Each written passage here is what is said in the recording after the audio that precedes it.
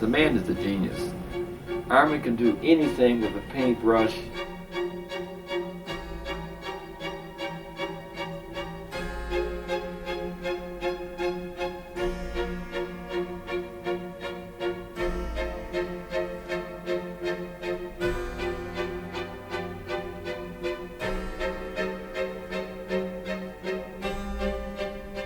The earliest painting I think I saw was something he did when he was 12 years old, which you could look at and say, a promise of talent, something you could definitely see. This was not an ordinary 12-year-old doing that painting.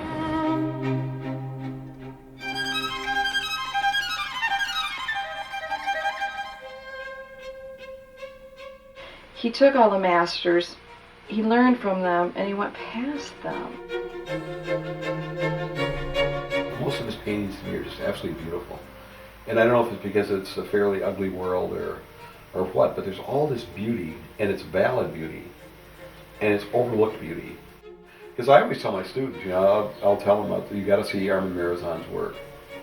It's important to see this. You need to know beauty.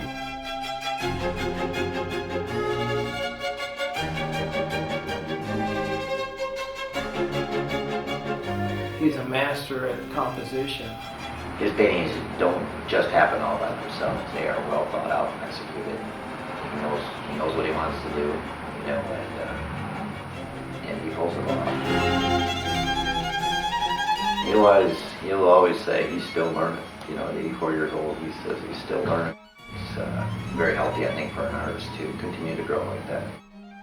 I've got the most unwelcome thing an artist would want, and that's macular degeneration. I guess the biggest thing to me is that he has continued on in the face of this adversity. And he has said to me, if I can't paint, I'll die. Well, I've watched it develop into more of a surreal realism, and I think that might be because of his failing eyesight. When you see his work now, you would never know that he has failing eyesight. You would think he's just taken off in another direction. If you want to be a fine artist, creative, just make up your mind you're going to have a lonely journey. It's about time that somebody acknowledges this man's genius and his contribution to our city, our country, and the world. I believe that the most important thing that could happen has already happened. It's been created, it's here.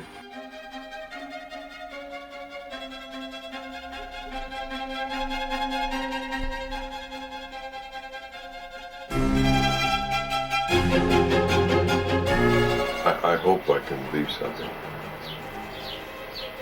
that is not just interesting or challenging, but that gives people a lift. I would love to be able to instill, on the one hand, joy, and on the other hand, reverence.